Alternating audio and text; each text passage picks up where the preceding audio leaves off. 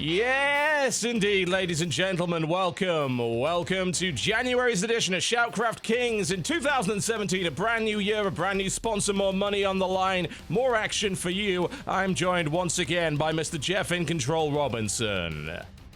John, it's good to be here. Thank you, everybody, for tuning in, and I can't wait. We have a tendency to see some pretty freaking ridiculously good games, and that has me excited. Indeed. You are currently in a cabin in the mountains, I believe.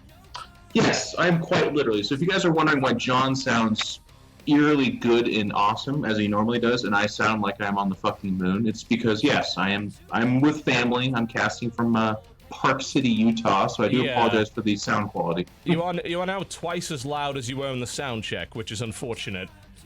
We might have to try and tweak that. That's awesome. I actually had this program written then so that I could overpower you. That's exactly what I wanted. No, I didn't touch anything. I don't even know what's going on. I should deafen everybody on the stream right now.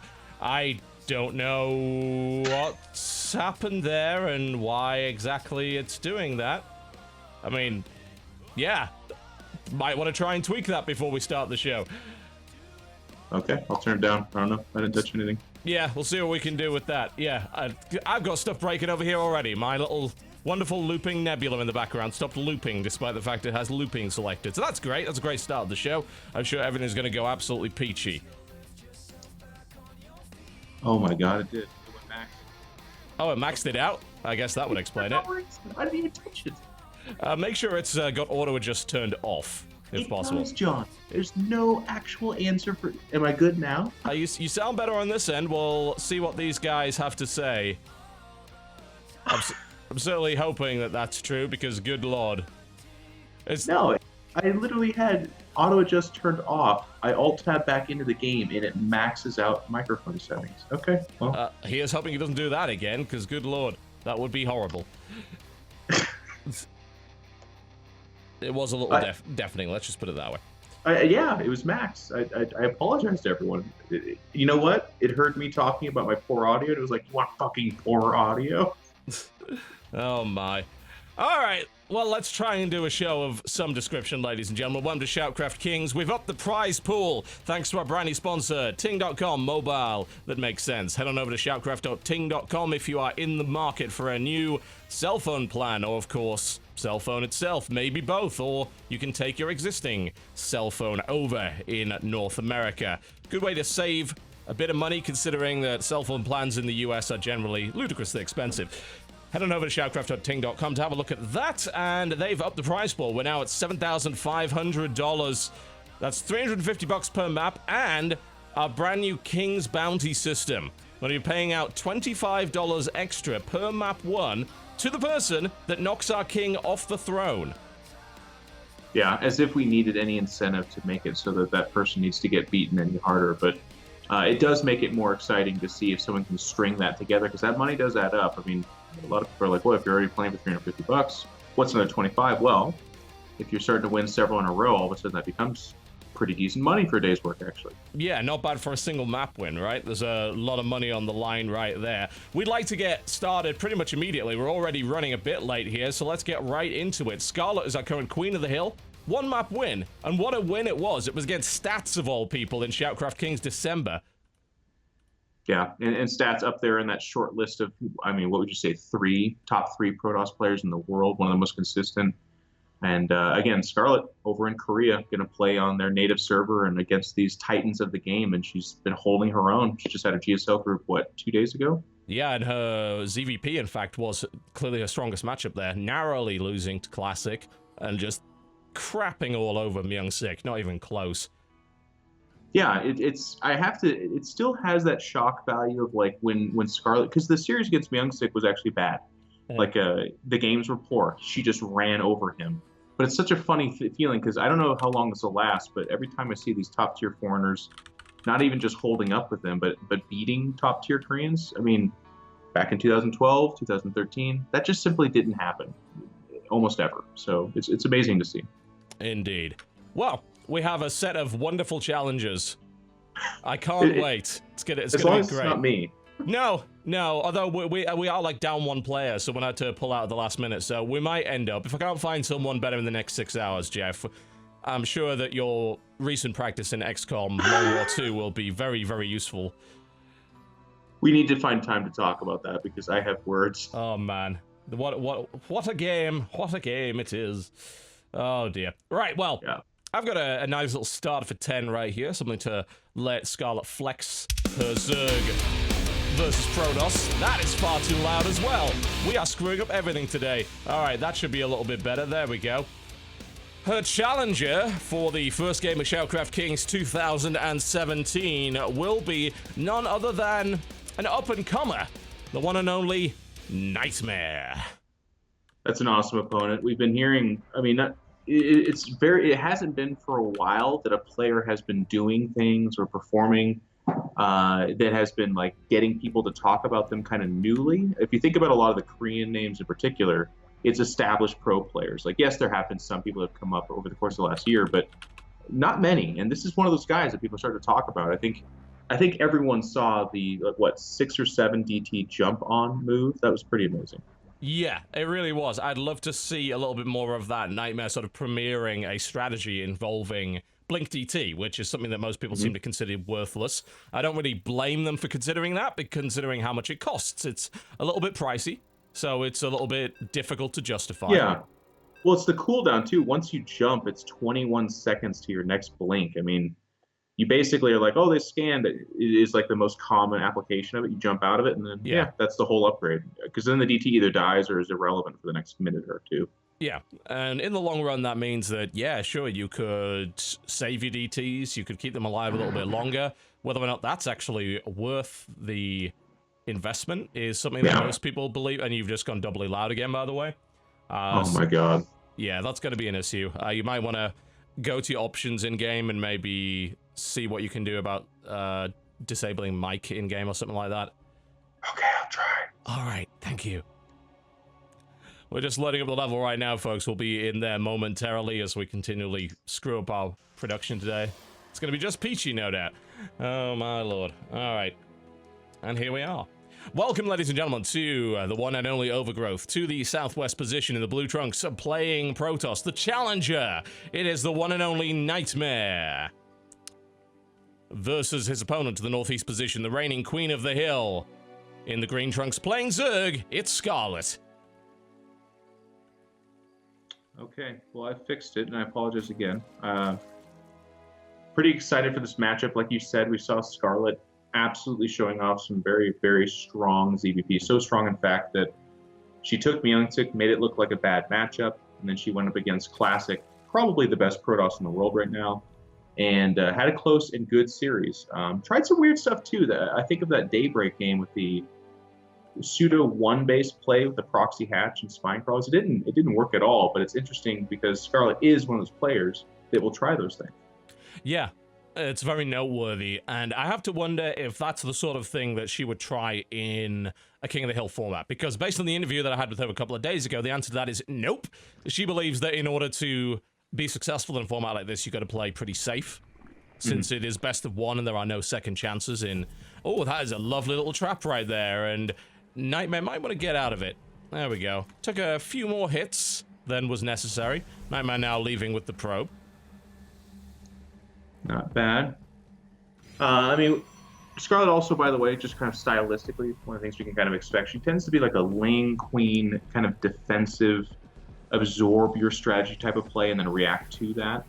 But kind of going off our previous point, what I like so much about Scarlet is that she can be all over the place. You'll get an all-in out of her. You'll get rock solid, basic play like we just talked about. But then she'll also do like muta stuff in all matchups too. Yeah, and she's had, let's just put it this way, mixed success with the Mutalisks. There are times when they'll work out very well, and then there are times when 35 of them were blown out of the sky by some Widowmines, which did happen in a previous ShoutCraft Kings event. She was not happy about that. Yeah, well, as will happen, mutas are kind of one of those units that's like, they look so amazingly brilliant, and they look like they're unstoppable, or there's the hard counter where they get clumped up and hit by 3 Archons and just simply disappear. So kind of a high-risk, high-reward type of thing. At least in the current meta, that seems to be one of the ways they kind of feel. But right now, she's just going to go ahead and go up to 3 bases, quite standard. This is one of the maps that's been around for a very long time, so the play here is pretty established. I think of a lot of Swarm host games here, kind of it ends up being split map defensive play. I've seen a lot of carrier play here as well. But we got some early lings in here, actually. There's that Scarlet special we're talking about. Yeah, and why not? Do a little bit of damage with that. Gets 1 probe, gets 2, and that's a bargain right there already. And also, it looks like she's going to get a full scout here. She... No, actually not. She could have. Certainly could have. Might still, unless that adept is able to catch up, which is entirely possible. Looking to get in there, needs to see that robo, needs to see... sees the Dark Shrine as well. That's... Yeah. A lot of great information, and of course, usually this leads to Archon drop in the early game.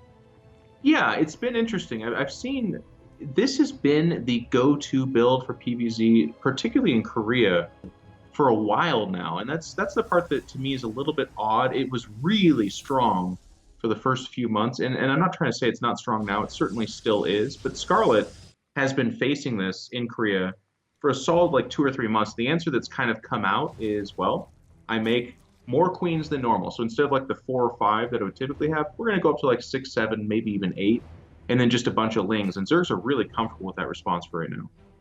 Yeah, you can hardly blame them. I mean, they need to come up with some sort of solution. That's the most logical one at the moment. And really, that's been the answer to an awful lot of things. Well, if my general build isn't working, just add a bunch more queens to it, and then it probably will. I tried, yeah, as a Protoss player myself, I try not to sound too cynical, but that actually is pretty much what happens. Like, gosh, drop play right now is really common. Well, I'll just make 3 or 4 more queens, and that should adjust pretty okay. But Scarlet here, kind of she's also famous for her creep spread, but we are just seeing that opening from our Protoss players. She's got a couple of DTs coming out. You'll notice no proxy pylons or anything like that. It's just going to come out of the main base, but some Protoss will attempt to do something with the Dark Templar, then make Archons. If he's to go that route, I'm not seeing... Yeah, he is actually just loading up the DTs. This will be tough, because Scarlet is only on hatch tech, so if one of those Spore Crawlers gets ambushed and goes down, that's a dead base. Indeed. It was a good idea to go for the Spore Crawler, just in case the Protoss decided not to go for the Archon drop. You do have the flexibility of also just going DT, or then going DT and morphing to Archon later on. But as it turns out, an interception already happening here with 3 queens, and Nightmare is going to lose everything. That was horrifically bad. Is it in the main base? That was in the 3rd. It's gone. The Warp Prism is dead. All 4 DTs got shot down, and we're looking for a Baneling bust right here. Nightmare's initial build could not have failed any worse than it did, and Scarlet's going to go for it. Nice force field so far by Nightmare, however, but the Cyber Core is down. She's in. There are nowhere near enough of anything to hold this right now. This is going to be a very short one. This is looking like Myungsik all over again, with the disaster at Scarlet's 3rd combined with the Baneling bust now penetrating the Protoss players, losing so many. I mean, it's just... He's going to tap out here in a second. Yeah, I would imagine so. I don't think that would be an unfair thing to do in this situation. That couldn't have gone any worse for Nightmare, unfortunately. And he may try and stay in the game, but he's down to 14 probes. He does have those DTs, but that's it. Scarlet with a nice and easy victory. The easiest $350 of her life, I think, at this point. Yeah, and she defends the crown for now. I think it was really solid play for me. This is the question I pose out right now to the scene. And it's like, the DT opening, very strong. It is kind of the cookie cutter standard opening. Doesn't really have a hard counter, or does it? What Scarlet did was scouted this. She completely jumped on the attack at her 3rd, and then the Baneling Ling attack just seemed to have, like, the Sentry was actually even a little bit odd almost for Nightmare, but that's what delayed his inevitable death. Was the first wave was deflected really well, but then he didn't have any money for any kind of answer after that, and that's why he ended up dying. So it's kind of interesting to see how that goes. Yeah, that couldn't have gone any worse, really. There's no way to honestly describe it. Yeah, that's what happens in StarCraft, though. Like, anytime something's like... That's why it's, like, frustrating to play cheaters and people who are watching your stream. It's because they know your strategy. If you know what someone's going to do, and you've got a lot of practice against it, StarCraft is an extremely hard game in that sense when you're both top-tier players. But, and Scarlet's starting to kind of show that off. So I'm kind of curious to see if this continues to be a thing. Yeah, it will be interesting to see if that ends up being the case. It may just I think it wasn't even the case, I think, that it was just a counter. It was... Nightmare didn't even seem to be paying attention as he flew his Warp Prism in there. I mean, he flew it over 3 queens, took the wrong turn, and then died. Like, that's the best way to describe it. Yeah, no, you're right. And that's what's funny, because you and I were looking at 2 different things. He actually was getting Baneling attack at that moment as well. So I was watching the Baneling attack at the natural, which he defended perfectly. But what he wasn't watching, what you were watching, was him doing a terrible DT drop. Yes, indeed. And I guess that would explain it. Yeah, I didn't actually see that. So that would explain quite a bit as to why Nightmare was not paying attention to his Warp Prism. Perfect timing there by Scarlet with that little bit of pressure that just happened to knock him completely off his game. Okay, well, I'm entering lobby. It seems to be taking a long time right now. I do apologize, but it did work last time, and here we go. I'm in now. Yeah, we're still waiting on Scarlet at the moment, so I wouldn't worry too much about that. She'll be here momentarily. In the meantime, well, we're going to have to find another challenger. So, I don't think that was the best example of Scarlet's Zerg versus Protoss, but it was a win, and I don't think she really cares one way or the other. So, let's maybe do a little bit of Zerg versus Terran instead. That seems like the way to go. Now, it's always interesting when foreign players head over to Korea and then end up staying in the same team house. I like to pit those players against each other to cause a little bit of strife within the team house over the next couple of weeks. That's my plan at the moment, because Scarlet's next opponent will be her current housemate, Kelazhur. So Scarlet versus Kelazhur on the Korean server. Well, indeed, on the Korean server. Why not? It's the hyperbolic time chamber of StarCraft. If you go over to Korea, you're going to transform your skills. We've seen that time in and time again. It was the beginning of the metamorphosis of Snoot. Of course, it was the beginning for Idra. I mean, all the greats, Stefano, Scarlet. And now we've had a few others try their hand as well. And it's awesome to see Kelazhur kind of dedicating that amount of time to do that. Very cool. Hopefully it has the same effect. We haven't had... notice all the players we talk about that go to Korea and become really good. Name me a foreign Terran that's done that. That would be tricky. I mean, the name Jinro would spring to mind, but that's like 6 years ago and doesn't really count, does it? Let's be honest. No, but that would be the only answer, right? Like, he has still had the best, probably the best GSL run. He went as a top tier, but not like super amazing foreign Terran, and then in Korea became, in his time, one of the absolute best foreign Terrans. He actually had, some of the best results-wise, I guess. Now the question is, will Scarlet's Zerg vs Terran be up to par? Bearing in mind Kelazhur, of course, is one of her practice partners, this could be a bit of a weird matchup. Yeah, anytime you know each other's playstyle, I mean, that's where some of the problems arise that we just saw, where it was more of a meta thing, but Scarlet knew exactly what she was going to be facing from Nightmare. It gets a little bit interesting, but keep in mind, and this is interesting too, because I saw kind of this conversation on Reddit, but Scarlet is a player who has fairly recently said, look, I feel confident against Beyond Innovation. Gone again. Okay. This is gonna, this is going to happen every time you go in game, innit? I'll have to try and solve this out during the break. I just never leave game. Yeah. Well, there you go. That's the life lesson to be learned here. Never leave StarCraft. I'll just wait for it each time. If it happens when I go into game, that's really weird. But anyways, the point I was trying to make is Scarlet is one of those players that feels like she can beat anybody, including the absolute best. Now, a lot of people are going to be quick to point out, well, she got dominated by Innovation. Sure. But that's Innovation. Yeah. That doesn't count. Innovation isn't a player. Innovation is part of the game at this point. Yep. Here we are, folks. Daybreak. The second map of Scarlet's current win streak. She faces her housemate in the red trunks playing Terran to the northeast position. It is Kelazhur.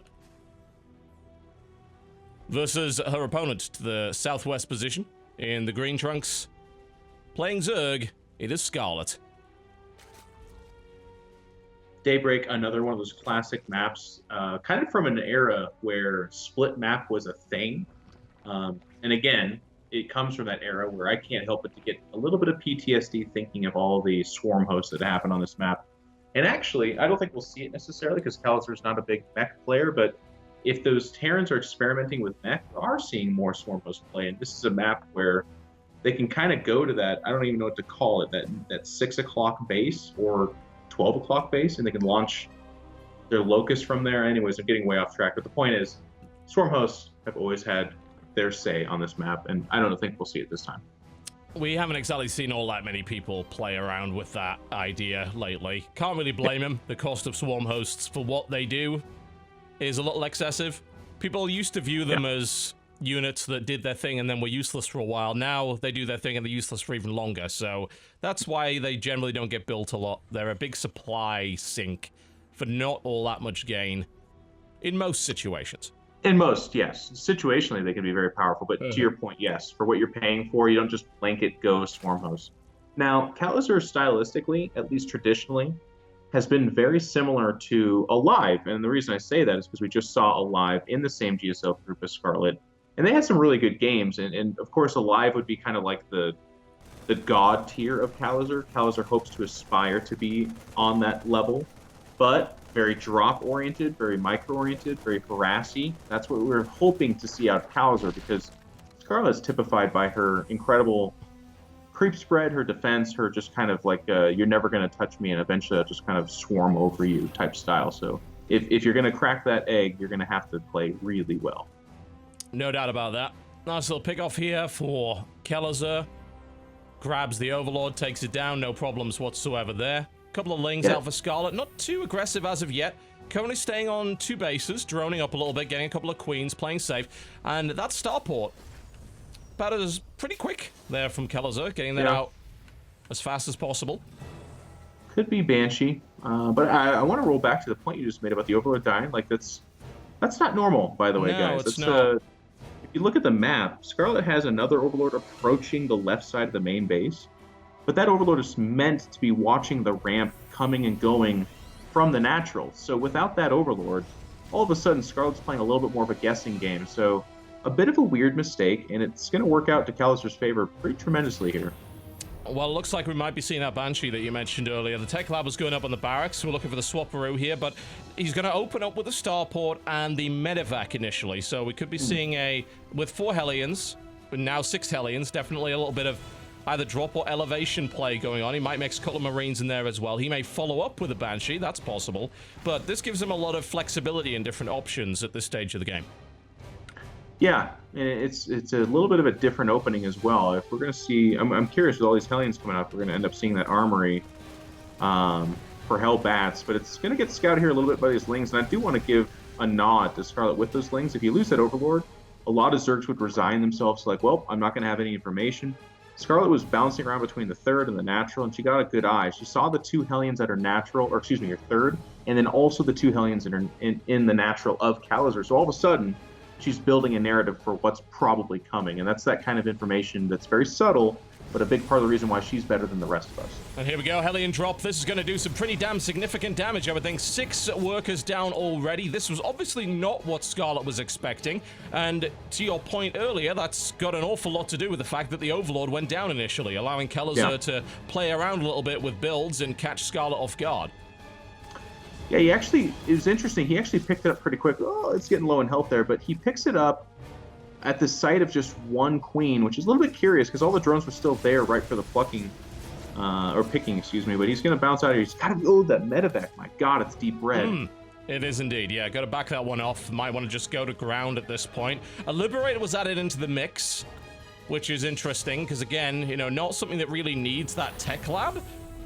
We now have a bit of a supply block here for Kelazhur. 2nd Liberator now being added in as well. It's almost as if the Tech Lab was a little bit of a fake out, so that if another Overlord came in, then Scarlet would have expected Banshee. Yeah, and he's got all these Hellions. The armory's about to finish. It is going to be Hellbats, but that medevac is just a couple shots away. That's actually a really big deal. Hellbats are very good, but you can whittle them down if they're not healing. And he's going to roll in here into this 3rd. It's just the Wings. Scarlet's going to evacuate for right now.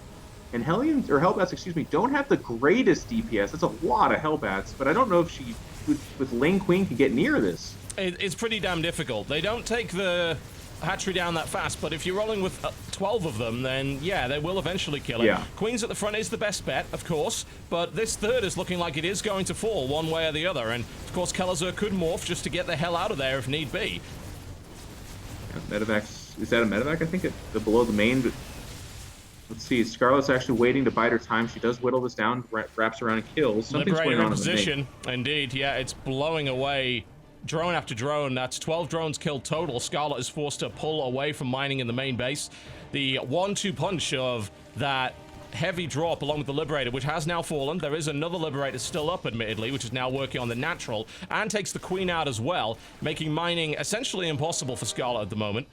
Oh, man. I mean, she did such a good job playing so patient at her third, but this Liberator just snuck around, and the initial 12 drones is killer because there was no necessity for that, right? That's just purely human mistake because she had to control the battle at the third. You don't just aim those Queens and Lings into 12 Hellions, like you said. If you do, well, they're all going to die.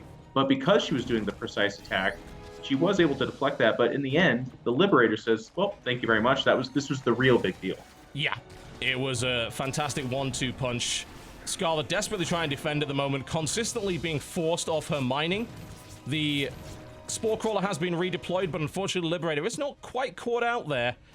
2 Queens moving back in to try and ward it away, but economically now the Terran is in a pretty damn good position. That third base was being tickled a little bit by Zerglings and denied for a while, but there's now Marines up at the third, and the Terran player has a significant advantage both in terms of economy and in terms of army size.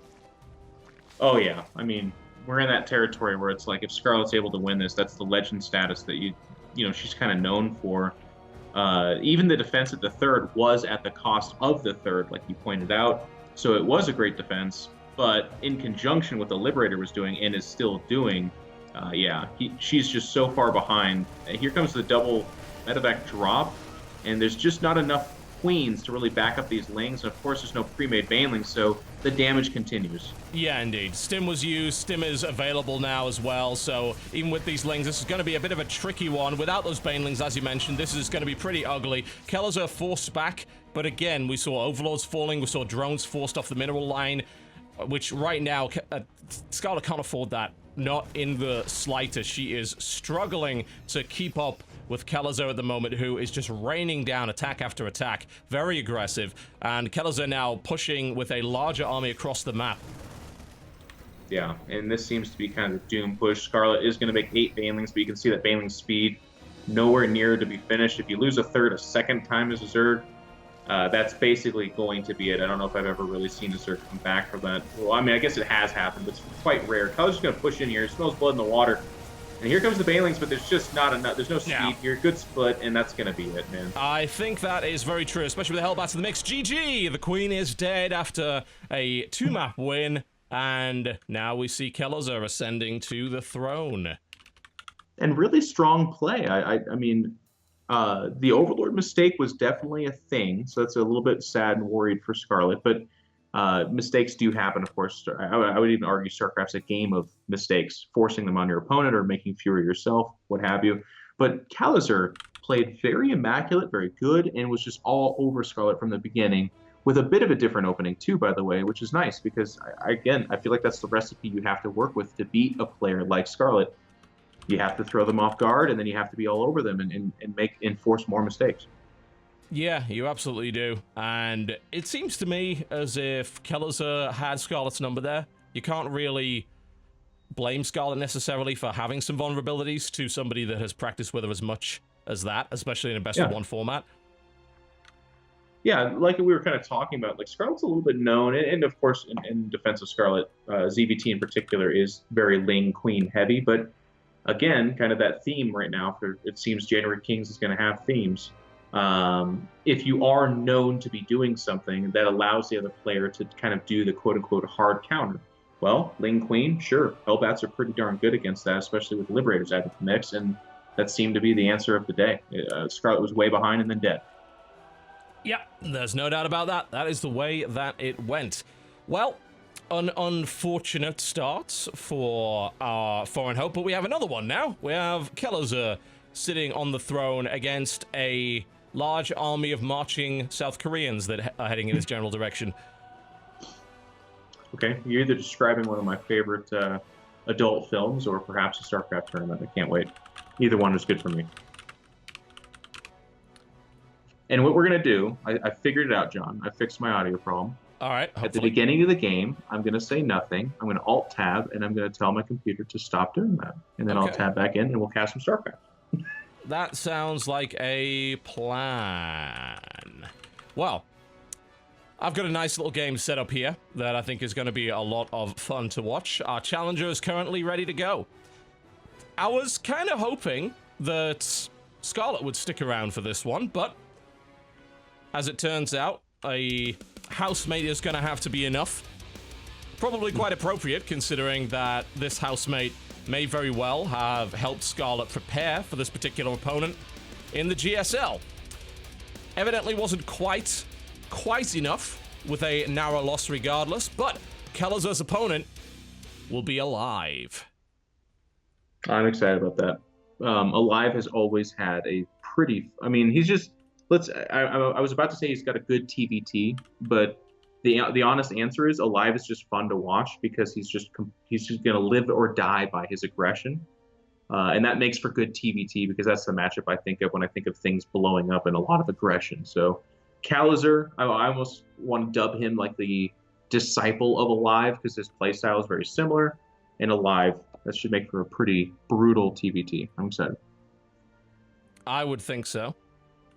I would hope it's going to be good. I do like a little bit of TVT every now and again. It's my favorite mirror matchup. I think it's a reasonable thing to enjoy. Yeah, I'm gonna armchair, psychologist view right now. Like I still feel that too as a commentator when it's like it's TVT.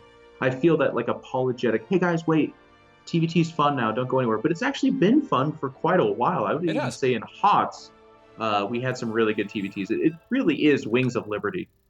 Okay, I'll tap now.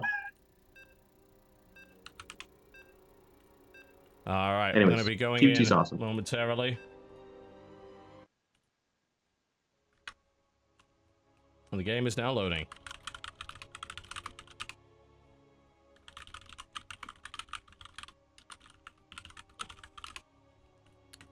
Whirlwind LE will be the venue. Oh dear. TVT on Whirlwind. That's, I don't know, I like that. I think there are times when that works out to be an incredible mirror matchup. There are times when it can also be horrible. So we'll see which of those times we're going to experience today. Bigger maps tend to make for the game getting kind of decided on like a doom drop is kind of one of the reasons why a TVT can in particular be not as cool on mega big maps. But I'm just a big fan of TVT, to be honest. That's why I was doing the whole defensive TVT in general, especially in the current meta. It's just really, you're seeing different builds for the most part. You're seeing still the same kind of classic, just lots and lots of gore. It makes for good watching. A lot of the players don't like it as much, but I don't know enough to comment much further on that. They just kind of, I think they don't like how decisive it can be, where it's just like, oh, you dropped me. Those tanks are there. I can't go up that ramp. I die. Okay. Well, honestly, I think that you'll find that quite a bit with a bunch of different matchups. The players like, oh, this is horrendous, this is too all or nothing, but the viewers really like it, I think that Legacy of the Void PvP is a great example of that. It's a brutal matchup, but it's become highly entertaining, at least on the viewer side of things, even if it's causing an untold amount of stress for the players. So, tough. That's your job, mate. Stick with it. To the northeast position, ladies and gentlemen, the Red Trunks playing Terran, someone who would never complain about this matchup. Not in the slightest, and who is going for a lot of gas very early on. His name is Alive. Versus his opponent, looking for revenge for Scarlet's narrow loss in the GSL. To the southwest position in the Blue Trunks, our reigning king of the hill, it is Kelazhur. Yeah, we're already in that territory where I just double gas before the barracks even finishes. I want to say proxy stuff, but then as I look around, there's no SCV on the map whatsoever, so that surely is not the case. There is that factory going down in the main base. But this is where, Kings ShoutCraft 2019, when we can afford to have Nathanius as the sideline reporter who's actually in Korea reporting in, he could tell us what's happening right now. He could, yes. We could have him just looking over the shoulder of the players. I think that would be ideal. Just uncomfortably close, breathing in the ear, that kind of thing. That's actually exactly how I imagined it.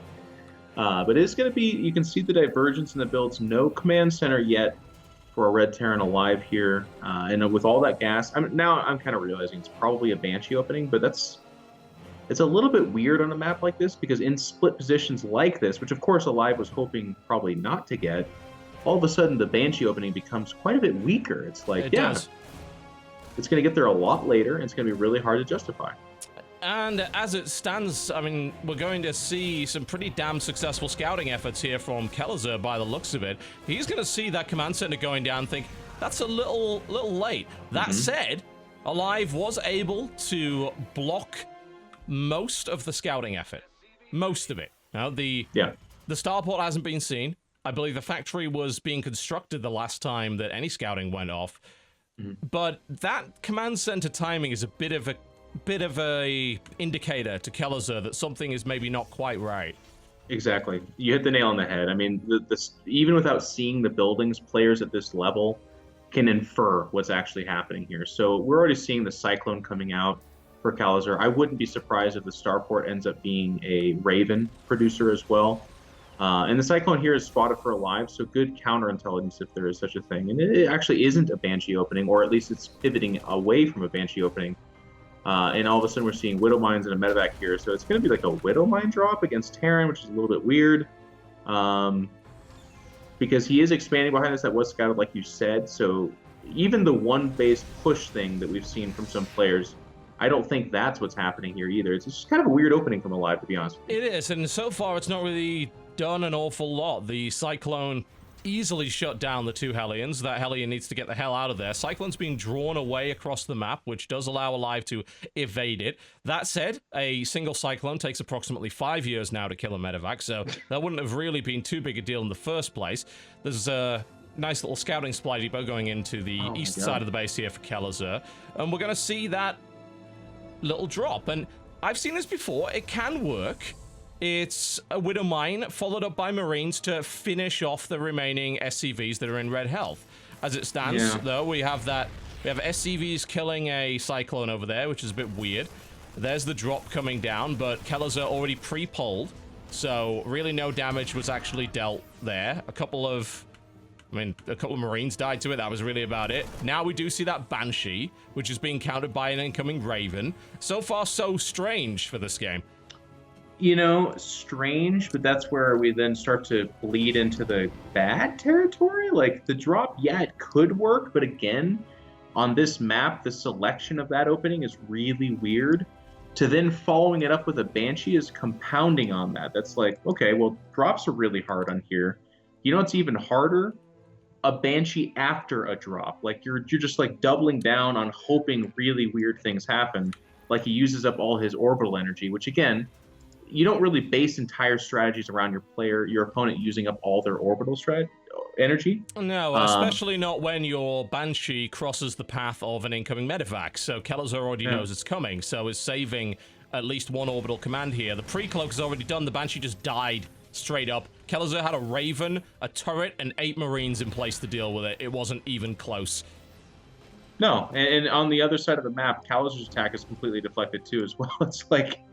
I can't help but to be a little bit self-loathing in that I'm like, oh man, John, wait till you see the aggression from these guys. And yet all the aggression has been like pathetically thwarted by the opponent on both sides. Neither of these guys can seem to hurt each other. Yeah, we saw that little Cyclone push that was quite literally killed by SCVs, which was a bit embarrassing. Now we see a drop coming in, which is going to do a little bit of damage. A little bit, anyway. It's going to kill an SCV or two, delay some building, but Kelazhur's already out of there. He doesn't want to risk anything else. In the meantime, we have another Cloak Banshee, which is now going to die to Widow Mine, which is a bit weird, honestly. It ran into 3 kinds of detection, a Viking, and a Partridge, and a Pear Tree. It was all just unpleasant. Let's just call this a probing of the defenses from both sides for the next 10 minutes. It's a severe probing, which... I'm all for, but all the attacks, like you said, you actually just kind of broke it down, like a Cyclone literally getting killed by SCVs, a a Hellion runs past a Widow Mine, 2 Banshees dead to the first thing that shows up to see them. Like, it's just, and it's not all on Alive. That's the funny part. Kelazhur sniped successfully a single SCV in all his efforts too. So maybe we're in for a long one, which I guess is still a treat for us, but it's going to have to be through other forms of entertainment than their attacks, because so far that's just been comedy gold. It certainly has, and there is only so much slapstick you can deal with in StarCraft 2 before it becomes a little annoying. We do now have an attack of significant size heading out from both players, and they're going to meet in the middle by the looks of it. We see a tank advantage in favor of Alive, plus a medevac, and we see a overall marine advantage for Kelazhur to the tune of about 13. An engagement already coming into play as a Viking gets shot down. Auto turret goes down as well. There's the scan. Kelazhur is now going to just look to avoid the deployment, because why would you run into that considering the size of the map? Now Kelazhur moving up. No, I would not. I would not do anything like that. And he realizes that's not a good idea either and starts to back away. There's a bit of an overstim there from Kelazhur, especially considering he just lost his only medevac. He's probably going to have to back off now. 2 more medevacs now added to the mix. This is it's kind of bit strange, honestly. It is a bit strange, but it's kind of astounding how they both end up in the same place. If you look, their supplies are very similar. Their third base timing is very similar. Army composition's obviously exactly the same. I did like that Kelazhur was the one to kind of push the initiative and kind of show up and try and threaten. Alive was able to deflect really well, but if he wasn't deciding to push out at the same time, maybe he loses his third, or, you know, there is a siege between the third and natural, and things are a lot worse. So a good idea by Kelazhur, but now here's that bad idea. He's going to show up to a Viking. He's like, nope, I'm going to go in for it anyways. Yeah, bad news bears here. It's time for another good idea, bad idea. Good idea. Dropping your opponents. Bad idea. Dropping into God knows how many Marines of your opponent. We also saw the world's most useless auto turret drop by Kelazhur. It sat around doing absolutely nothing for 8 seconds and then decided to offer itself. It was a bit depressing overall. Well, I mean, I'm sure we will see a decisive attack at some point, like a supply depot might die here. Kelazhur's looking for something decisive like that, and he actually does get it. Well done. That might be the first piece of harassment we've seen this game that's really done anything of note. It was to win this position, but this position is tedious at best. He's on the ramp, and there's already tanks hitting him in the teeth. But from this position, he has a single tank reaching the orbital. I don't know that Alive's going to be too worried about that. Like I said, he was in pretty good position. He goes for the hot pickup, and there's the stim forward as Alive grabs the only deployed tank, realizing there's actually not much of a threat there, and cleans that up. Kelazhur is out. No, sees no reason to continue with this nonsense, and I don't really blame him. But it is weird that after all of that, we do see players on relatively even terms. With the SCV counters in favor of Kelazhur, but the army counters in favor of Alive. Considering the size of this map, neither of those really makes too much of a difference at the moment. No. This has been my new... Remember back in Heart of the Swarm when it was Roaches versus Roaches forever? And I was the first commentator in that era, because every time they were fighting, I would try and pick a winner. I'd be like, okay, this guy's way ahead, obviously. You get it wrong every time. No, every time. And TVT is, for like since Heart of the Swarm, has been kind of similar. Marine tank, things are going to die. And in this game, we've seen it hasn't been necessarily gloriously. They're just kind of dying to bad attacks, but still, things are going to die on either side. So the supplies, as long as you have 2 top-tier players, is usually fairly similar until a Doom Drop lands.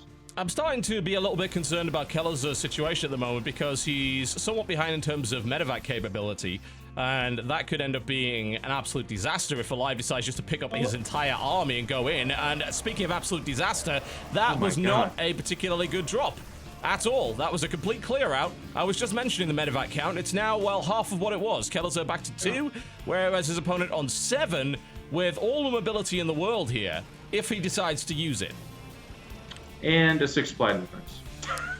I mean, how? He loses 2 medevacs. He has, again, the auto turret attack that is the second most pathetic of the day, and yet they're still equal in supply. Like, I'm sure there's someone in chat just driving, nails on a chalkboard because they can't believe that we don't know. But it's not like we don't actually know. It's not magic to us, but it's just kind of crazy that it keeps happening that way. And now Alive, he's going to send off some of his own drops. And since the beginning of the game, this has been his first foray into this half of the map of Kelazhur. So one of the dangers of being in the middle of the map and being the aggressor is if this can sneak around. Looking back at home, Kelazhur has some stuff at the natural, but nothing at the third.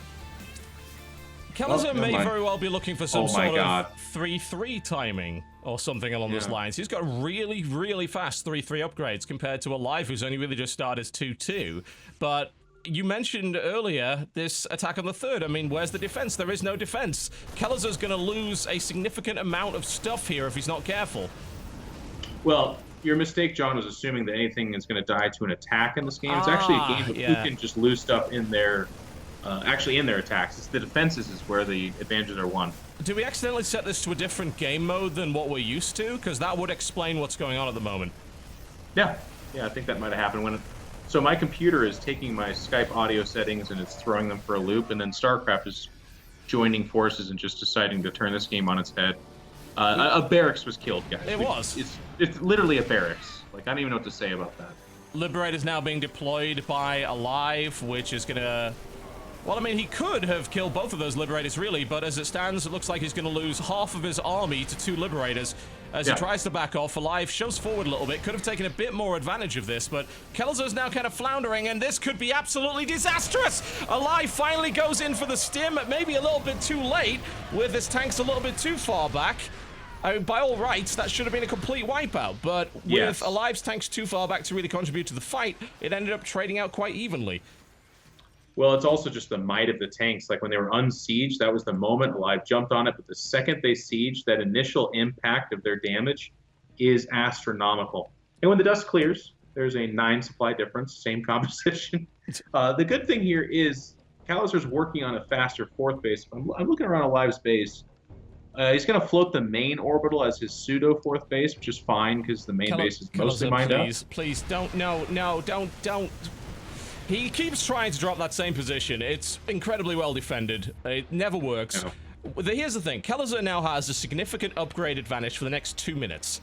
The question is, can he make anything happen with it? Yeah, well, the answer is going to be no, unless Alive can attack. I mean, there's some joke to be made here about what's happening. Oh God. That was a lot of workers that just got 20? Yes. I mean, what? I'm not actually sure what Kelazhur just thought he was doing there. He sent his workers back, lost 20 SCVs. I'm going to assume he believed that he'd sent an army there. He evidently had not. That was horrible. There was a little something going on at the 3rd, so it's again that kind of distraction thing. But yeah, it was a huge mistake. We're not quite at that point in time yet where a Terran player can lose 20 SCVs, and that's actually kind of strangely a good thing for them. No, I would say not. But Kelazhur We're coming up on it, though. Yeah, he does have a very large army, and he still has that upgrade lead, and is going to have at least the plus attack upgrade lead. In fact, he's going to have the plus armor upgrade lead potentially forever, because Alive hasn't even built it. He's going for vehicle weapons instead, which is an interesting choice. Another drop coming in. Alive actually starting to find holes in Kelazhur's defense and doing significant damage now. The drop does get cleared up. Now the 3rd under attack by a couple of Marines, which, considering what we've seen so far, will probably kill about 20 workers and a CC before it's cleaned up. Yeah, though the big threat here is they're occupying Kelazhur's attention. All of a sudden, there's 3 medevacs kind of making its way over here. Kelazhur's going to want to load up his army and get back there as soon as possible. But one of the things that was sniped was the sensor tower. Kelazhur's half the map. He has no idea. And then all of a sudden, boom, stim Marines in your base. Yeah, that's messy. That's 3 dropships worth of them, and there's not enough defense really in the base to currently handle this. Kelazhur's actually ignoring this for the most part. He's deployed a single tank and a few Marines. Kelazhur's just going for a push. He believes he might have enough to end the game here. He may be right, but I think it comes down to the tank positioning of Alive. Bearing in mind, Alive has 15, now 17 siege tanks. Oh my god, John. I think the medevacs are loading up to go to the same exact place. And meanwhile, as you said, these Marines, they've now killed the 3rd, and Kelazhur's putting the entire game on the line. And he's going to drop in exactly the same place. And if you look over there, there's 3 missile turrets and 3 medevacs tanks. and 2 tanks. Okay. Well, if at first you don't succeed, John. I mean, the scan goes down. He wants to hit the 3rd instead. I think that's a much better idea. Yes. Drop the entire army on the 3rd base instead. Hopefully kill those Liberators before they deploy. Much more successful. Okay, 3rd has now been killed. And now he's going to run into a line of 17 siege tanks, which is going to be very, very difficult to break. The upgrade, that +3 infantry, is now finally done for Alive. The 4-minute window that Kelazhur had was not exploited. So now the army is kind of stuck and really needs to leave, but I certainly would not go into the main base right now if I were Kelazhur, but I'm not. Kelazhur takes a little look, decides against it, and leaves. So overall, the position right now for Kelazhur is messy. He has not much in terms of mining. A drop ends up landing on top of that tank, clears it up, but the Marines in defensive position are able to push that drop away. But as we see right now, it's a 50 supply advantage and a worker lead here for Alive. And it's just the better trade. Like he did a, it's not really fair to call it a doom drop. It's 3 medevacs. It's, a little bit more than standard. And it got the same result as Kelazhur's entire army. So that's where this difference is being made. Both players, though, like if you look, the natural's mined out, the main's not mining. So both players in a strangely kind of similar economic situation, except that Kelazhur's not trying to reinforce that. He's going to float over his main onto those same Marines. If he doesn't pull back, it's literally going to die. Okay, he does pull back. But he's got to find some kind of huge fight. And I don't know that Alive's going to give it to him. Even this ramp he's coming up on has a Liberator and 3 tanks kind of chain linked over there. It's good luck getting up that ramp. Yeah, I mean, it's 17 siege tanks versus 3, ultimately. That's really what tells the story. Alive can cover his entire side of the map with that many tanks. And I don't really see a situation where Kelazhur breaks that without Alive making a massive deployment mistake. Yeah. No, I think you actually described that perfectly. He actually has so many tanks that he's left a significant chunk at home to defend, and what he's pushed out into the middle of the map is still triple what Kelazhur has. So it's like, wow, that's actually having your cake and eating it too. Like, you can attack me now, and I'm attacking you with a bigger and more impressive army. And the position's 1 here, so yes, he picks off the medevacs. But all of a sudden, well, okay, he's going to stem over here. He might get to the space in time, but if he doesn't, those tanks are going to end the space and end also the game. Yeah, that could be a mess, no doubt. And we see the Planetary Fortress now deployed. Kelazhur is not there to defend at all. That Planetary is down, no doubt about it. And I think Kelazhur just goes for it right now. He's lost his main mining base, in fact, his only mining base at this point. He has to attack. He is about to run into a horrific number of tanks. Despite the fact that Alive has half of his tanks across the map, there's still more than enough here for Alive to hold this.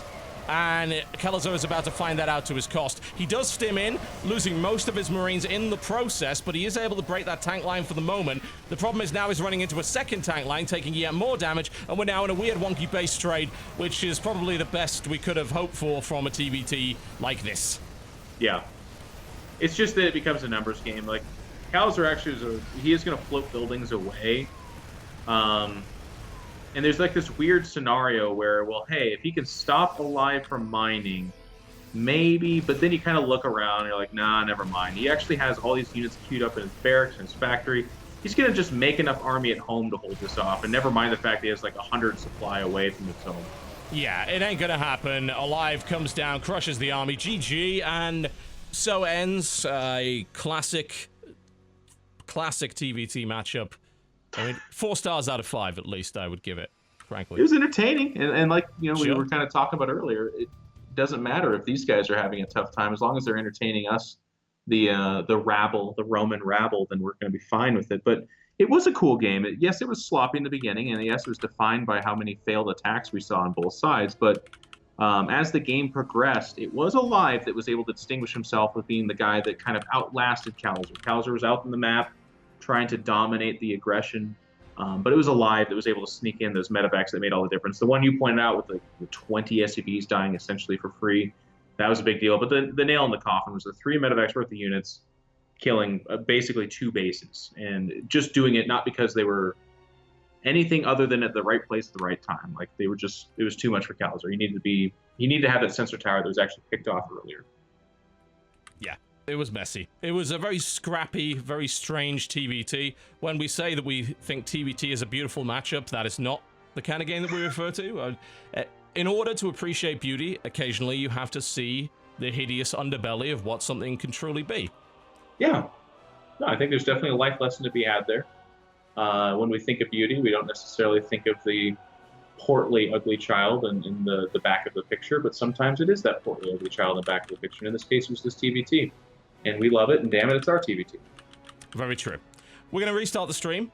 We just need to make a couple of adjustments to the delay, ladies and gentlemen. We're going to be back in a couple of minutes. Don't panic. The stream will go offline for 2 or so minutes. Then we'll be right back to continue ShoutCraft Kings 2017, which has already got off to a rip-roaring, bizarre start. Let me put it that way. You are watching ShoutCraft Kings, and we'll be right back in a couple of minutes to continue this tournament with many more phenomenal players coming your way. Because that just pushed it up to ludicrous levels. What? Okay. Yeah. As soon as you did that, it was probably under it's probably under voice. All right, I'm gonna mute you as we go back to music. Yeah, please do. See what you can do while you fix that for the time being. Okay. Ladies and gentlemen, welcome back to ShoutCraft Kings. We apologize for the brief interlude. Just had to restart the stream. We had a few issues here because, of course, we did. That's just been the theme of today's show. I have no doubt it will continue that way. Our current King of the Hill is alive. Not dead. He is on a one-map winning streak. We haven't had too many streaks today at all of any description. Kelazhur quickly, I wouldn't say quickly dispatched, actually, that's not fair. It was a messy TVT on Whirlwind, as every now and again they do have the tendency to be. Yes. Right from the beginning, the strategy choice from Alive is where I kind of first draw my criticism, like going for a weird half-ass drop followed by a weird half-ass Banshee, did weird half-ass things. Kelazhur seemed to be in a really good spot, but then the game progressed into Alive's territory. When it gets to that chaotic stage, Alive is one of the absolute best, and it's really fun to watch. I agree. But we have a potential blinder of a matchup coming up right here. I found a pretty good opponent for Alive, I think.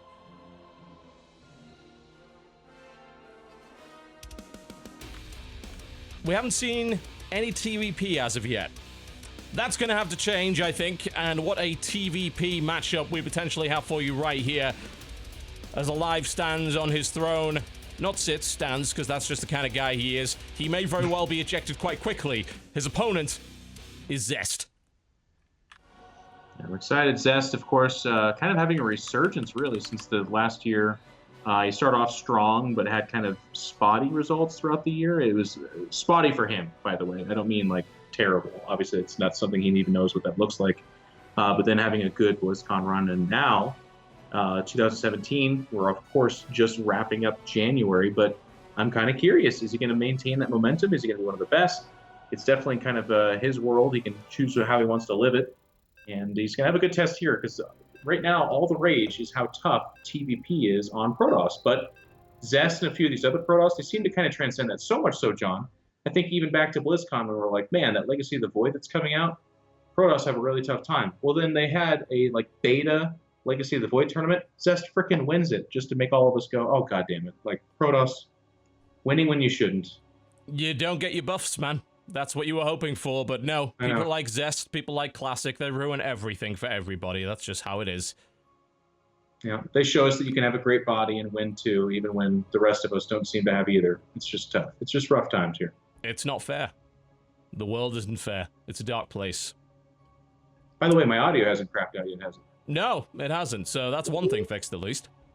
Yeah, and I want to give a shout. Actually, it's a good time to plug this, by the way, guys. I think Ting is doing this thing where you can call in, the numbers on display, and leave a message. I think, are we doing that yet, John? Or we'll do that after this match, after. I think. Yes. Oh my God. We have a couple of little promotional things to be doing for our brand new sponsor, Ting.com, mobile that makes sense. And we'll be letting you contribute to the show in some way to potentially win fantastic prizes. Assuming this game ever loads, which it may very well not. So, who knows? We might be stuck in this purgatory forever. One could hope. I just wanted, it was a lot of people tweeting at me, telling me that this is actually a common problem with Skype and StarCraft, which I've never encountered, but I appreciate the help. And the whole reason I even said the Ting thing is soon you guys are going to have more of a chance to be helpful and then also win some stuff for yourself because of our lovely sponsors. So just a shout out to all you guys. Thank you very much. Indeed. Welcome to Echo Ali, ladies and gentlemen, to the northwest position, our current reigning King of the Hill, and the Red Trunks playing Terran. It is the one and only Alive. He may very well not be in a minute because his opponent to the southeast position wearing the style in pink trunks, playing Protoss, it is the one and only Zest. Well, with that pun, it's very plain to see that Alive jokes, God damn it, I killed my own punchline. Never mind, I'm out. You killed it, did you? I mean, that was a pretty good recovery, I think, all things considered. You're a very supportive and good friend, John. I appreciate that.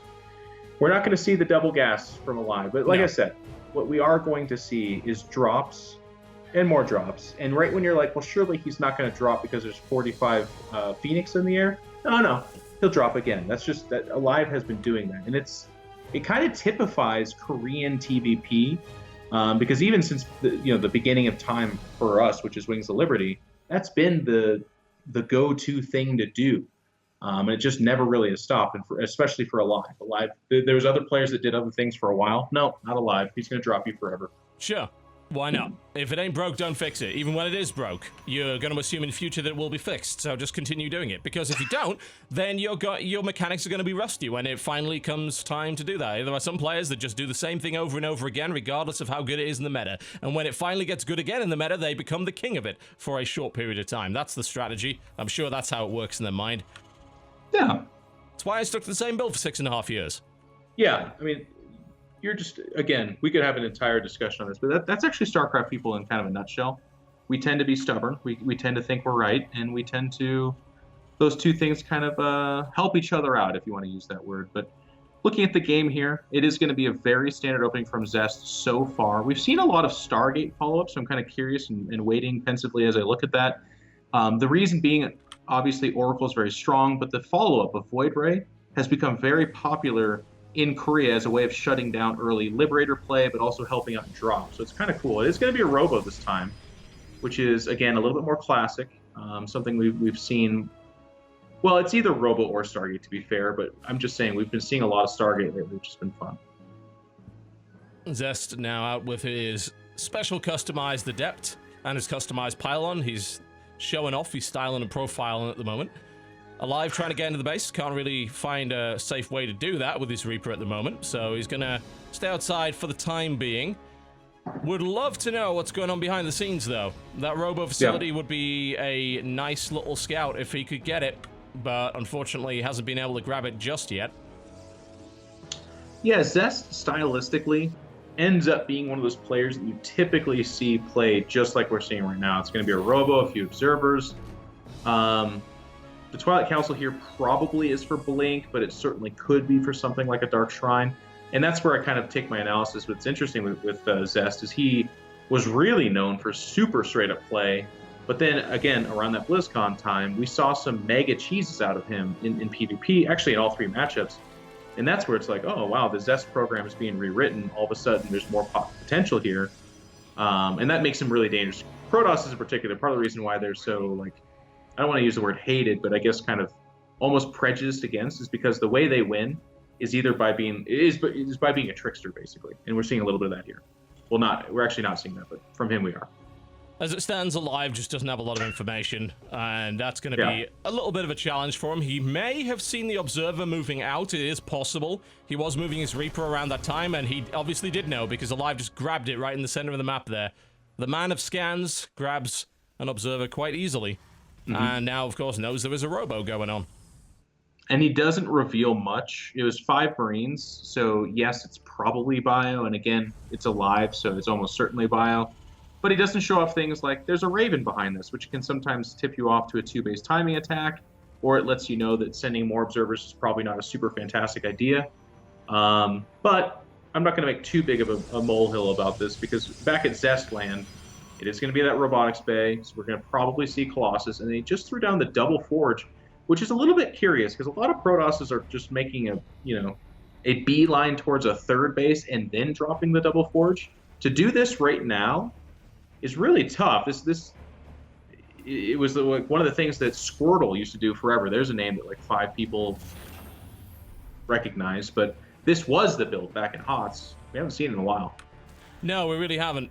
I mean, this is odd in many ways. Colossus are things that we don't really see an awful lot of in Legacy of the Void anymore. So to see that coming out of Zest would be interesting, although they're seeing something of a resurgence in popularity as of late. Yeah, they're just different. It used to be the more Colossus, the merrier.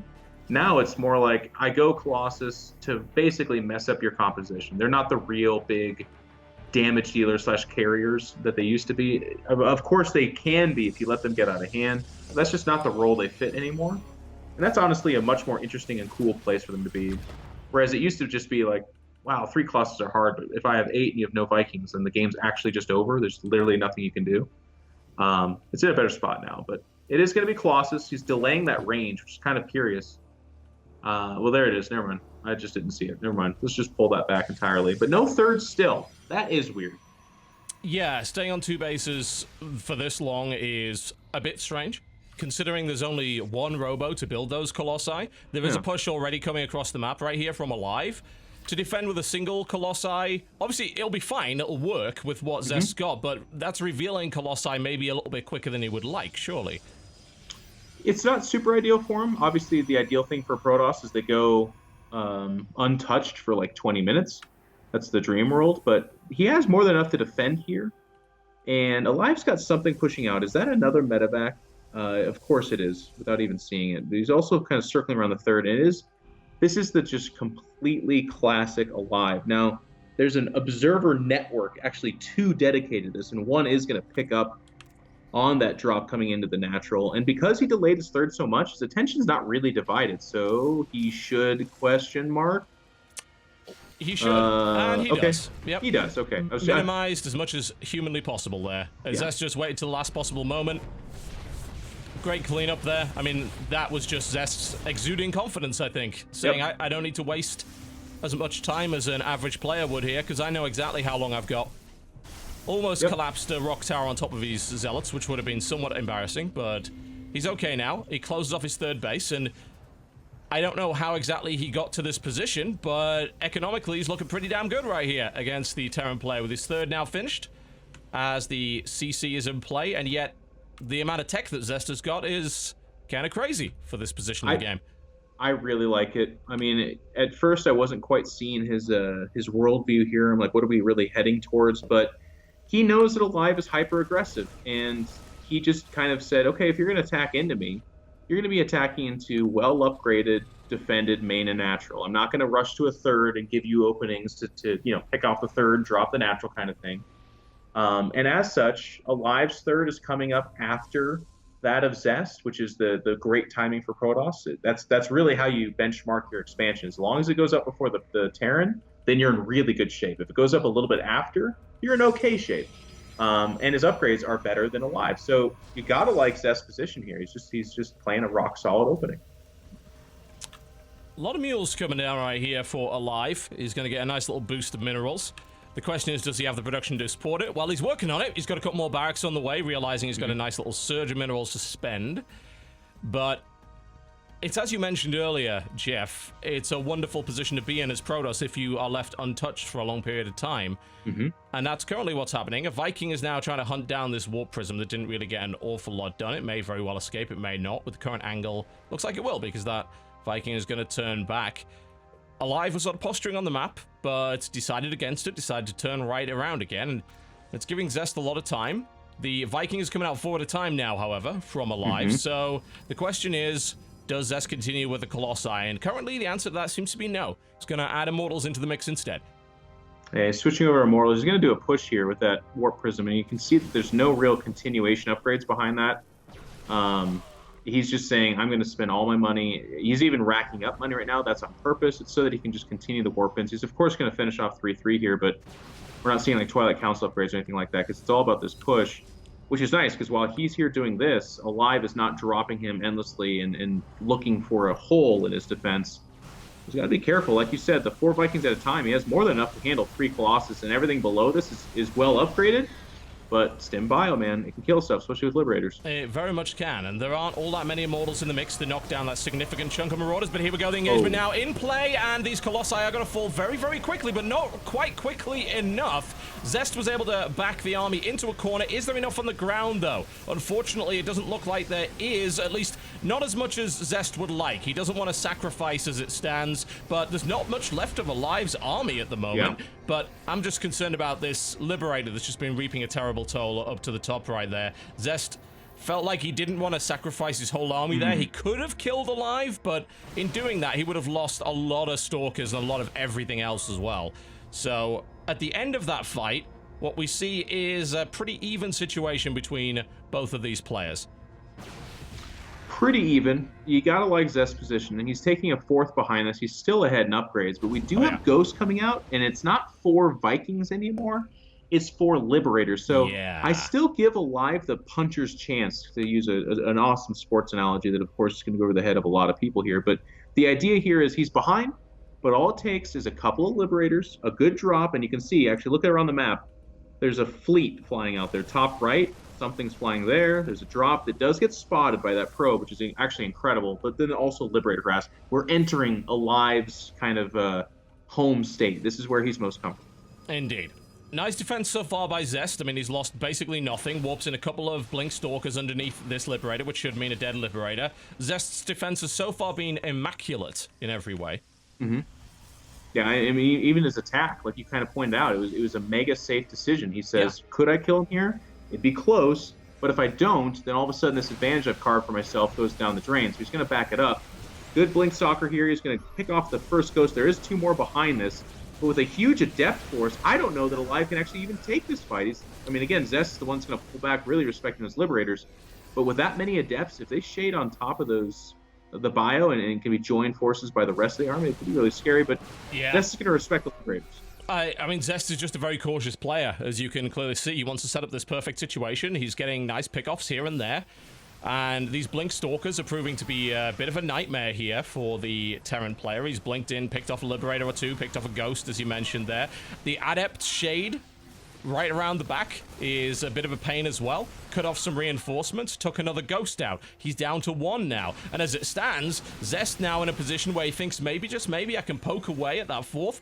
Blinks out immediately as he sees the Liberator deployed. But I love that precision. Just taking those Ghosts out behind the lines with the Shade Warping was phenomenal. And now he's in the fourth. One.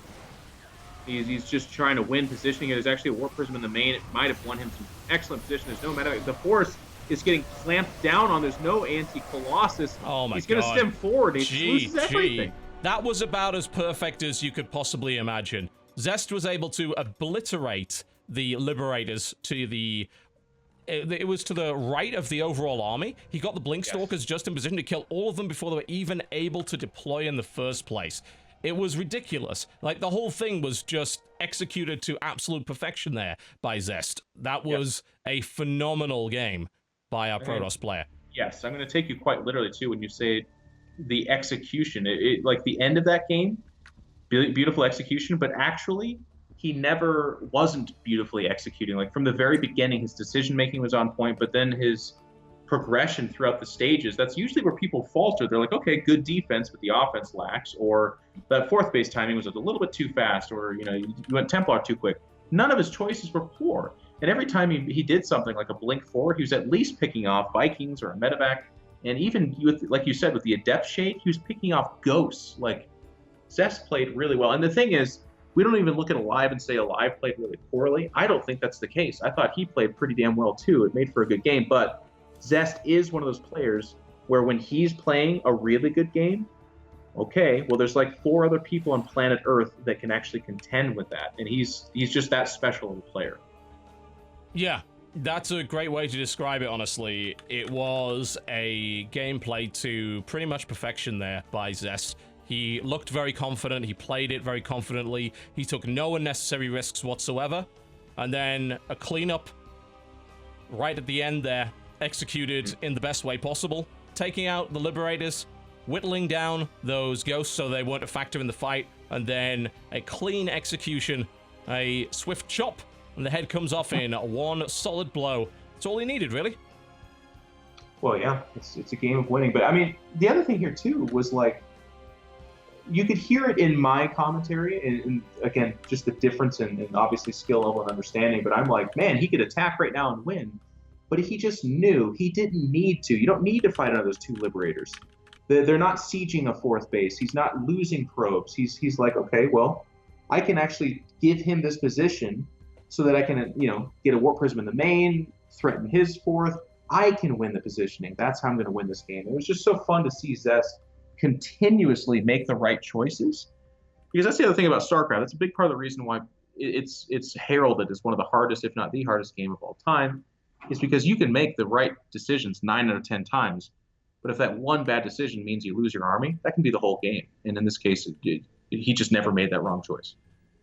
You are very correct there. Now, you were itching to tell us a little bit about the Ting line, as it turns out. And I have a little bit of information on the screen right now for people. And for some reason, I don't have a Galaxy in the background. I don't know what the hell's going on there, but you will be able to call into the Ting line. 1-888-6-CHEESE. Ladies and gentlemen, that's 1-888-6-CHEESE. Call into the Ting voicemail box today and leave us a message. Let us know what your favorite player is and why they would deserve to win in a ShoutCraft Kings tournament. Come up with something funny, something passionate, whatever you want. The best voicemail messages will be awarded a Ting Esports t-shirt. We're going to be reading them out. Don't worry, you won't have your actual voice played on the air, but we will be reading out transcriptions of them. And we'll pick the best, and you'll win some Ting Esports gear. And make them good, people. Okay, if your email is, I want so and so to win because I like the smell of their hand lotion or something. Actually, that's a pretty good idea. That's not a bad one, actually. That's okay. That wouldn't be that bad. Yeah. The point I'm trying to make is there's some bad ones out there, and they just won't get read, guys. So make them good. Make them funny. Indeed. Call into the Ting line 1-888-6-CHEESE, and you'll be able to leave your message. We'll read out some of the best ones later in the show. Thank you very much to our brand new sponsor, Ting.com. Shoutcraft.ting.com is the place to go if you wish to sign up for a new mobile phone plan, and trust me, you probably want to have a look at it. You might save yourself a hell of a lot of money. However, challengers all over the place. Some excellent players available for us here in ShoutCraft Kings today. Yes. This is going to be one hell of a matchup, I think. I'm just looking at this lobby, and I'm basically, well, inappropriate. Yeah. We won't make people wait too much longer. The challenger, ladies and gentlemen. I did want to see a little bit more great TVP. We saw Zest absolutely obliterate Alive in this matchup, but one might argue that this guy's on a whole nother level. Mm-hmm. It's the one and only Innovation. And it's kind of funny, John, because you spoil us. It's like, well, okay, Innovation's Zest. I mean, Innovation plays in every single ShoutCraft Kings, and we're spoiled by getting to watch him play. But I hope people appreciate what we're looking at right now, because this is the short list of who's who in terms of legends of people that are still playing StarCraft 2. Like, Innovation, one of the best Terrans of all time. Zest, one of the best Protosses of all time. Both these players still super active, and if Zest's last game is any indication, they're playing at God tier. We know Innovation is. We've seen his results. We've seen people talk about him. And like I said, when Zest is playing at that level, there's 3 or 4 other people on planet Earth that can keep up with him. Well, there he is. There's Innovation. Innovation is one of those other people. Yeah. And lately, Innovation has been coming back into his own. I don't think there's such a thing as a slump for Innovation, but in comparison to when he's on top of his game, when he is essentially incomparable to anybody else, then you can look at his play and say, well, this doesn't feel like the play of a god-tier Terran. This feels like decent play. But when he's on his game, good God. I mean, as we've seen in this tournament, Innovation has dominated ShoutCraft Kings and currently has the most wins in the entire event.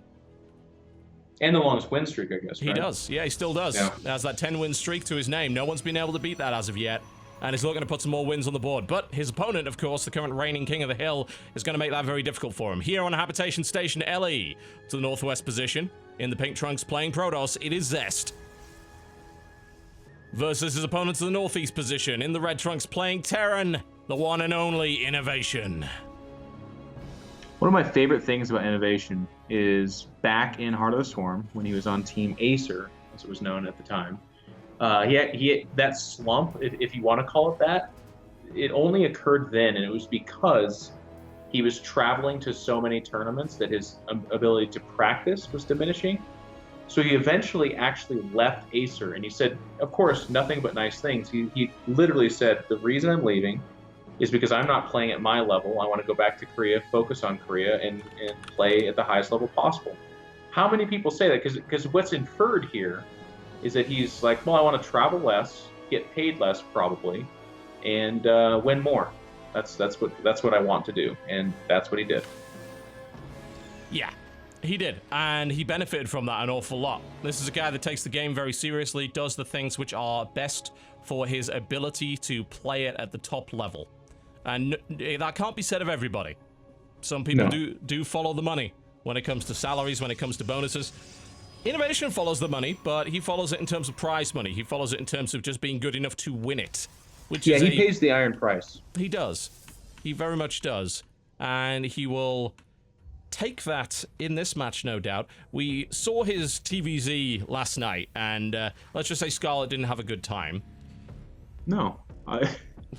Nobody is against Innovation right now. There's not a weak matchup. That's the thing that also makes him one of the absolute special players of all time.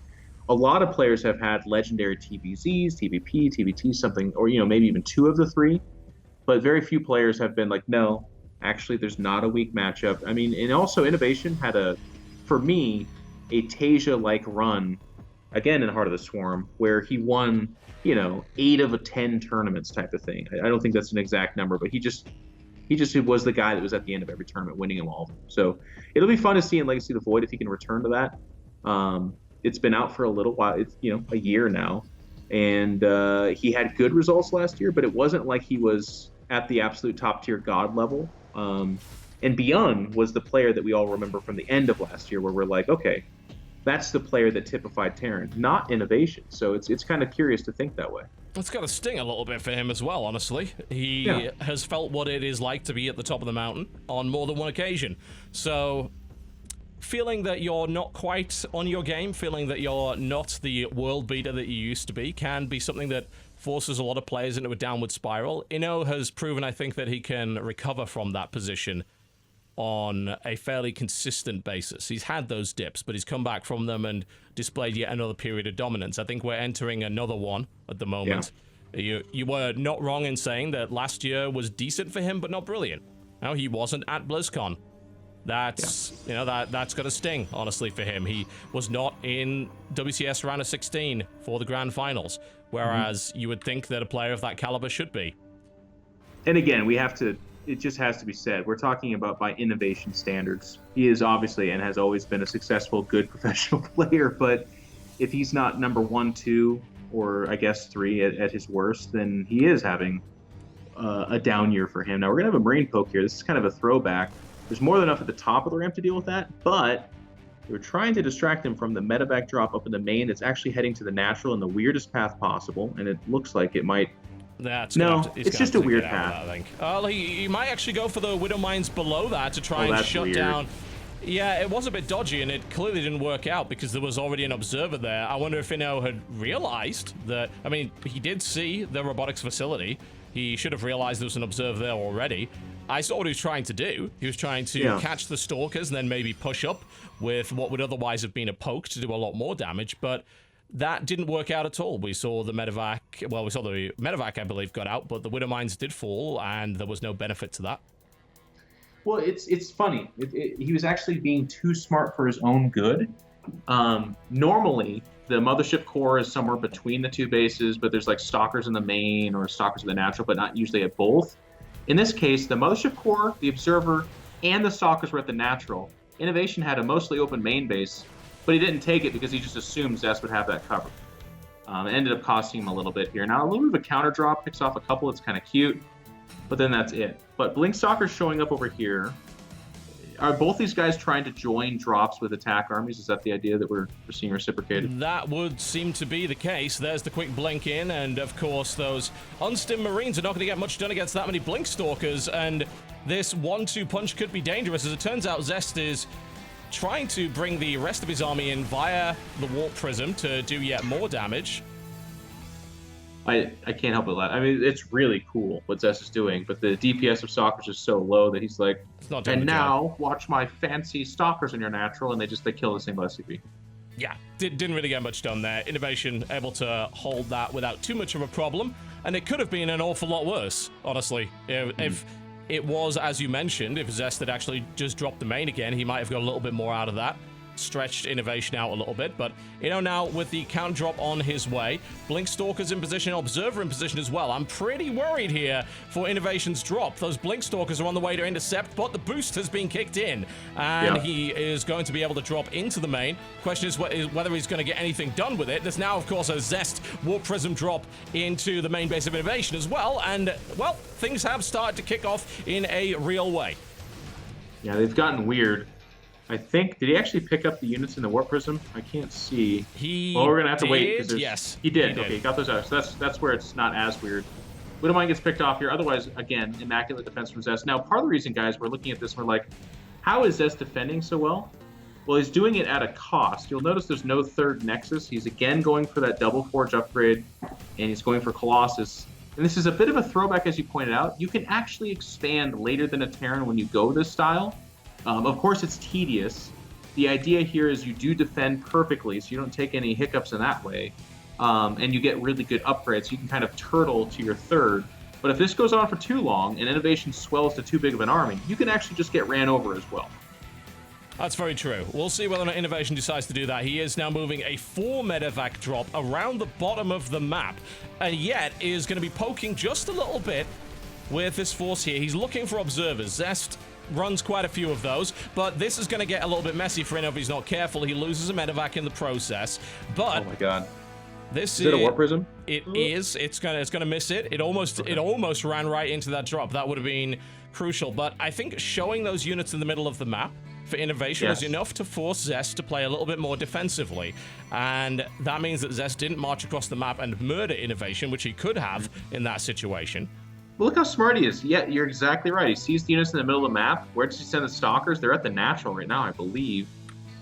Which, if they're in their position to punish us, and he also sees the single medevac 12 o'clock, so he's like, okay, well, you're not dropping there. But actually, there's so much airspace. There's the scan, and he's going to drop the main with 4 medevacs. But there's the motion core right on top of it. Yep, and that's quite a lot. I mean, there was a decent amount of damage here for Innovation. He can kill the pylons, but that buys enough time for Zest, and that's more than buying time. That's going to be a wipeout by the looks of it. Innovation's going to try and hold on to do as much damage as he can in this situation, but he is going to lose most of that drop, the vast majority of it. Well, everything except for an empty medevac. Really good defense there. Widowmine does get left behind. And it's supposed to win positioning. Actually, 3 Widowmines. That'll be annoying. Yeah, a lot of production shut down as well. I didn't notice that. There was actually kind of an Artosis pylon, which shut down both research, tech, and 3 gateways in the process. Mm-hmm. Yeah, that's the downside to Photon Overcharge, of course. Oh, I love that scan.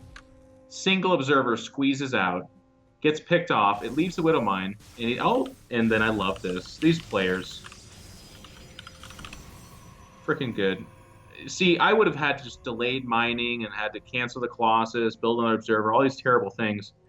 One thing to note, though, that's kind of developing here is with that robo, we're seeing the production off that robo get really complicated. We've seen a couple of scans from Innovation to pick off observers.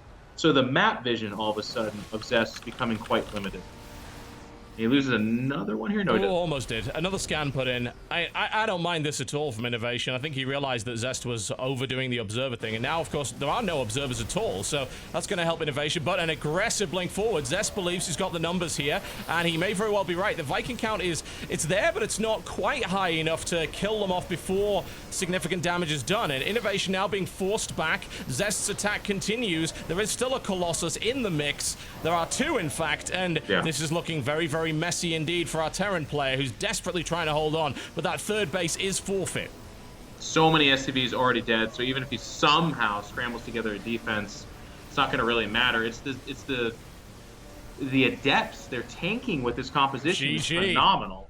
GG's called out. What an engagement. Has such amazing... Exactly. His engagement was so good. Picking off the Vikings, spreading the Adepts. There's such little things, guys, that make such a big difference. Like, Adepts naturally want to clump up and come in at an oval shape, or, that's just the natural pathing of StarCraft. Well, Adepts are fucking garbage if they do that.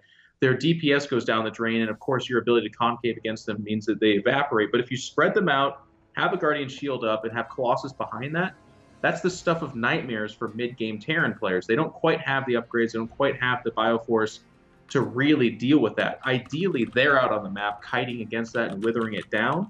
But if you're at your third, you're giving up things in that defense. And innovation, I just Zest hit that timing so hard, he just didn't do enough damage. He was dead. Yeah, that was really nicely done there by Zest. I have to wonder whether or not that 4 medevac drop was such a good idea. Some damage was done, certainly, by it, but that was a good chunk of the army. That was a lot of medevacs that fell there. The Widow Mines did some damage, but they were cleared up before they were able to really fire again. What do you think about that drop? Was that just excessive from Innovation? It's so tough because it's like that drop wins him 7 or 8 games out of 10 against everybody else, including Zest in a lot of games. But the fact that there was the Mothership Core right there. By the way, guys, keep in mind, no observer saw that drop. That's Zest getting good information at the middle of the map, like you pointed out, TotalBiscuit, and then seeing nothing coming with his one observer that he had in position to scout what's coming at 12 o'clock. So he just inferred, okay, it's going to be at the natural. And even that was technically incorrect, but he was at least in the region to defend. So the Mothership Core bought enough time, and then he was able to defend. There's so many other Protosses that any one of those things don't fall into place for them, and that 4 medevac drop wins the game. So no, I'm not against it. It ends up being that Zest is just playing at that next tier level. And even after the 4 medevac drop, it's not like Innovation then just crumpled and died immediately after that. He still had some good moves. It's just that he did not have enough unit count to basically deal with the Adepts. There was only 2 Colossus. That wasn't the problem. It was only like 8 Stalkers. That wasn't the problem. But it was like 20 Adepts with a Guardian Shield, and that was just more DPS than he could deal with at that time. Yeah, it was way too much. We're going to take a short break, folks. When we come back, we're going to be bringing you more action here from ShoutCraft Kings 2017. Zest has got a little bit of momentum going, and that means there's a bounty on his head that's going to keep increasing as the map wins continue to accrue, assuming that they will. His next opponent looking to pick him off nice and quick and take control of the throne. Will he be able to do it? We'll find out after the break. Don't go anywhere, folks. This is ShoutCraft Kings January 2017. We'll be right back in just a few short moments.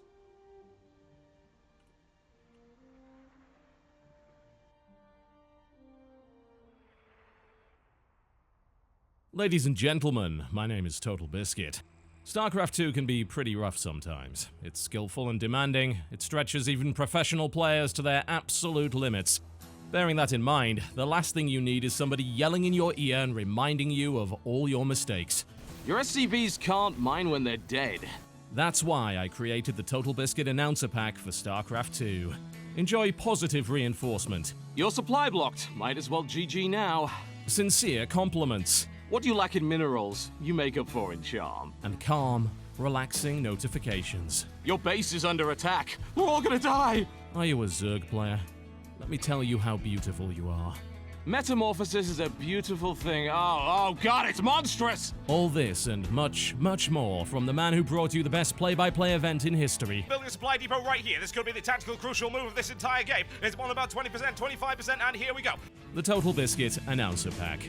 Available to buy now in-game on the collection page. Resume the real-time strategy, Ing.